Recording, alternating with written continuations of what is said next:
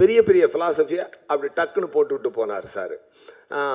இப்போ வந்து ஆனால் அந்த எமோஷன் மிஸ் ஆகும். என்ன தான் சென்சி கிட்டாக இருந்தாலும், என்ன தான் ஒரு ஒரு கிட்டாக இருந்தாலும், என்ன தான் அவங்க வந்து மாடர்ன் தாட்ஸோடு வளர்ந்துருந்தாலும், மாடர்ன் கேஜெட்ஸோடு வளர்ந்துருந்தாலும், ஒரு லவ்னு வரும்பொழுது ஒரு அந்த பொசசிவ்ன்றது விடவே முடியாதுல்ல. அந்த பெயின்ன்றது அது விவேக் சார் சொன்ன மாதிரி அது வேறு டிபார்ட்மெண்ட் கண்ணிலேருந்து கண்ணீர் வருதுன்ற மாதிரியான ஒரு ஒரு விஷயந்தான்.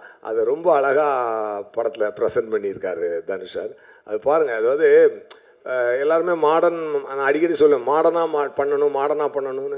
ஒரு காரில் டோரை மாற்றலாம், சீட்டை மாற்றலாம், ஸ்டேரிங்கோட ஸ்டைல் மாற்றலாம். பட் வீலை மாற்றிட்டோன்னு வச்சுக்கோங்க, வண்டி ஓடாது. அதனால் வீலாக தான் இருக்கணும்.